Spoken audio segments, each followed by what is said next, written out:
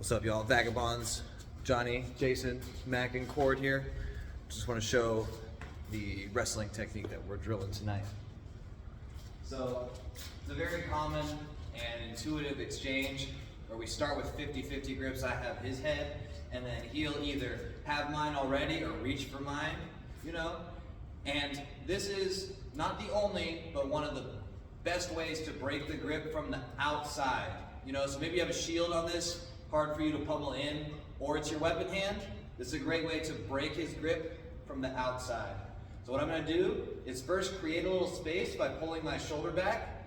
I extend his grip, and I try to make a little room under his elbow for my arm to scoop up underneath, tilt his arm over, and put my hand on his head.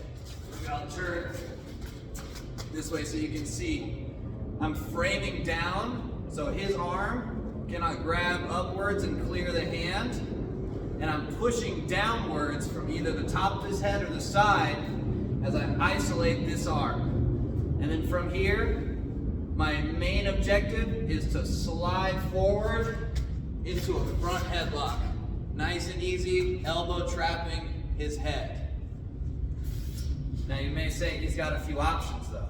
He can do things, and we're gonna go over that. So, I go through this move, tilt his arm over, he bends his head down low, easy headlock. If he keeps his arm isolated and I get his head bent over, all I need to do to finish this move is keep walking forward and rotating his torso. I get his back turned to the mat and his hips follow. Adjust this. Let me demonstrate that one more time. So I scoop up under his arm, push his head down, keeping this arm isolated, slide my hand and arm over his head, and push forward, rotating him to the mat. Now, the second most common thing is if I start to turn his arm and I tilt his head, he tries to muscle up and turn to face me, but I've got his arm pushed up and isolated.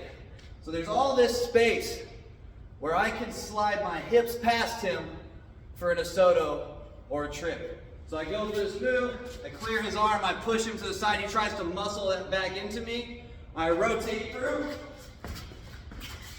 and block the leg. Very common takedown, especially against the rail, because people don't expect you to throw a hip toss so close to it.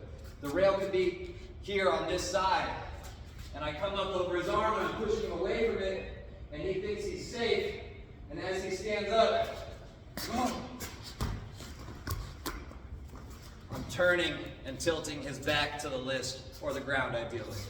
So, the main technique here is scooping up under this elbow, cross-facing your opponent, framing with your other arm, and creating pressure to get into a headlock, or framing his head away and creating space to step through for a hip toss.